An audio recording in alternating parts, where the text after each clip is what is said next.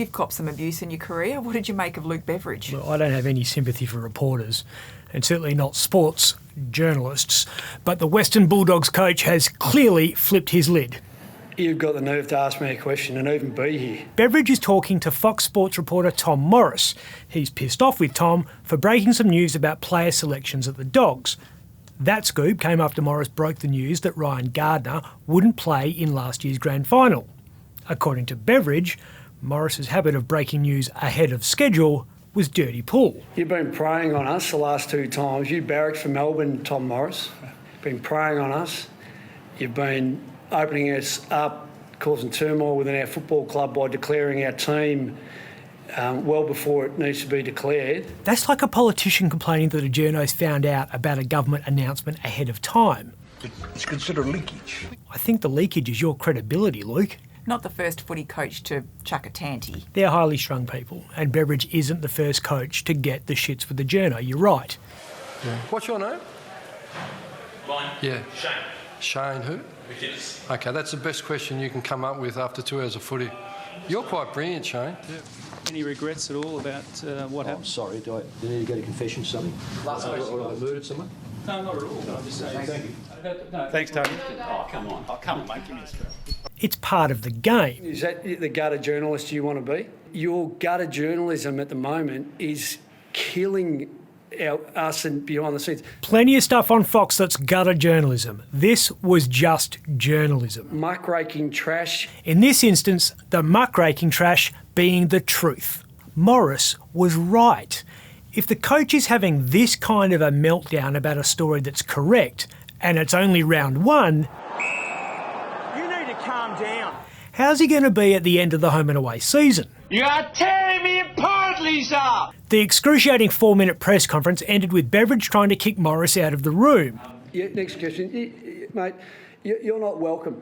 And when he refused... No, this is the AFL's press conference and I'll sit here. It's the AFL's press conference. The coach started putting random words together about how hard life was. Right where we're trying to stabilise our competition and what we do with everything that's gone behind the scenes and us, as coaches and a football program, with the soft cap situation as it is. He then drilled home the fact that he considered Morris an embarrassment, not once. Yeah, you're an embarrassment to what you do, mate. Not twice. You're an embarrassment. But thrice. An absolute embarrassment. Disagree. And then leaving the room in quite the storm-off.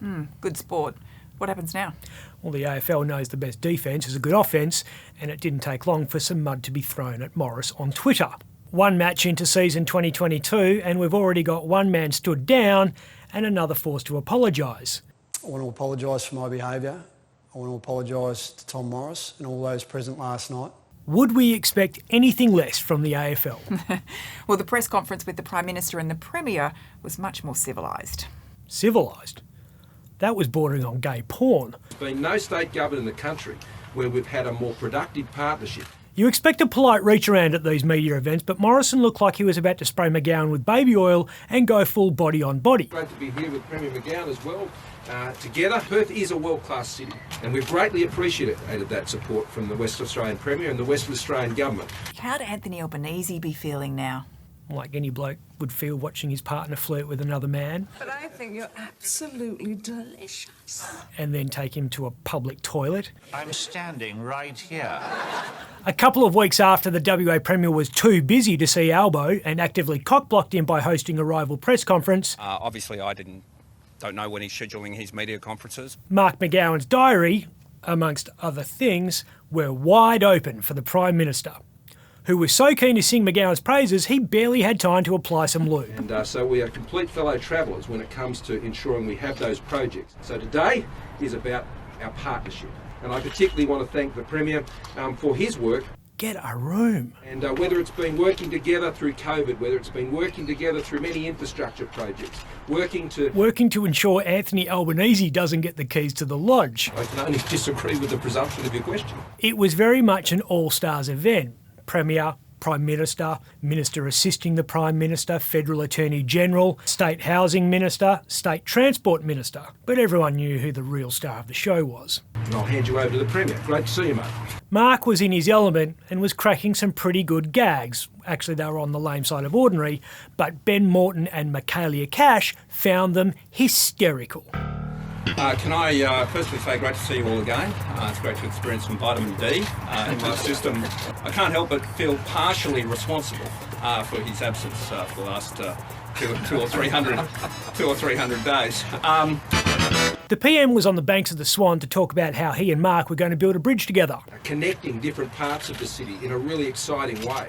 But he was inevitably asked about Labor's internal frictions. The Premier did not appear with Anthony Albanese when he was in Perth a couple of weeks ago, so you must be really chuffed that you're now appearing up publicly alongside him when he so obviously snubbed the ALP leader earlier this month. Well, I'm sort of buying in Norris, Mark, I think, to do any of that commentary. McGowan was asked the same question. And he sang from the same song sheet. I've just done a press conference with the Prime Minister. Everyone knows my view on those things. I'm not going to engage in some sort of political attacks today. It's not appropriate that I do that. But was adamant his appearance with the PM was just business. I'll repeat to you again. I will be supporting and working with Anthony Albanese and Federal Labor over the next few months in the lead up to the May election. Albo, if you're this deep in the fourth quarter and the most popular Labor Premier in Australia has to tell people he supports you, you've got a bigger problem than the AFL. It might be a long, hard winter. I'm Ben Harvey.